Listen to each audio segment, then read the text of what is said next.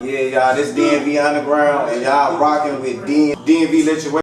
So for the people who don't know, where are you from? A little bit of background about you and how you grew up and stuff like that. What made you want to do radio too? I'm from Landover, Maryland. What's that man say? I'm from Landover. I'm not from Maryland. Oh, cool, 3, 4, 5, 6. Yeah. Shout out to food, but hey, I'm from Landover, Maryland, Kenland to be exact. I got a little past early Mom and Pop, Leonard, and shout out to the whole Landover side, the whole MLK Highway, Columbia Park, Whitfield Chapel. You don't want to see Platinum. That's my side, and that's the hard side of Maryland. I feel like that's one of them parts of Maryland that, like, if a city person be like, I don't fuck with them easy niggas, but they gonna be like, oh, but I fuck with them Landover niggas though. Yeah. That's my side, you know what I'm saying? Most definitely. It's trapped out.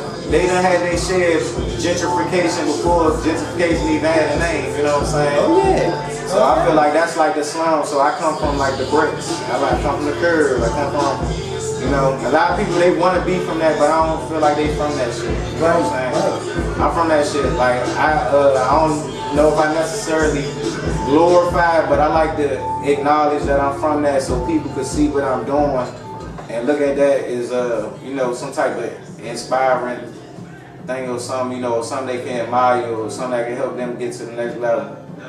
So how did you start out doing the radio though? Like what made you want to hop in that field of in the media field and stuff like that? I think in the media field, I was doing like a lot of non-profit work because I had felony charges. I got 2 felony jumps, so I couldn't get no regular jobs. So like you being like young in your 20s and stuff, you gotta sit right there and look for jobs that cater to your background. So I did a lot of non-profit work. Shout out to Alliance of Concerned Men, people that gotta give you a chance, job, like, you know what I'm saying? So I did who was that shit called? Americal DC.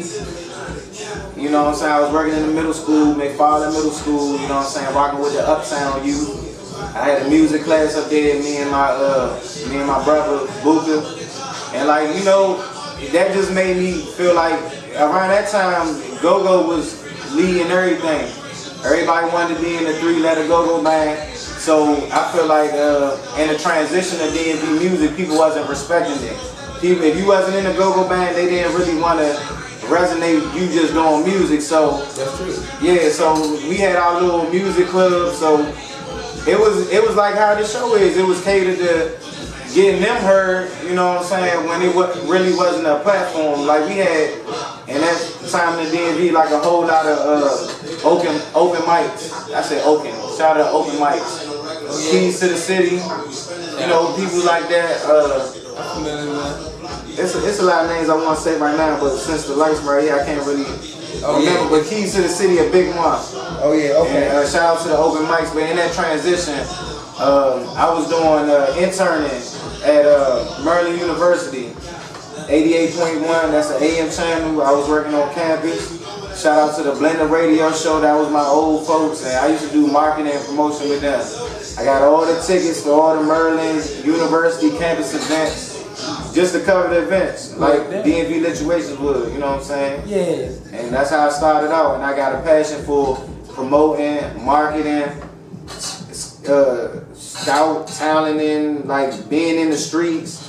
Fucking with the streets is good too because they get you real connected to the real talent too, and I wanted to add that in. Shout out to all the A&Rs out here that's real live in the streets, you know what I'm saying, grabbing talent and giving them to people like me and shit. So I want a quick question too. So what's the top 3 worst high schools in PG?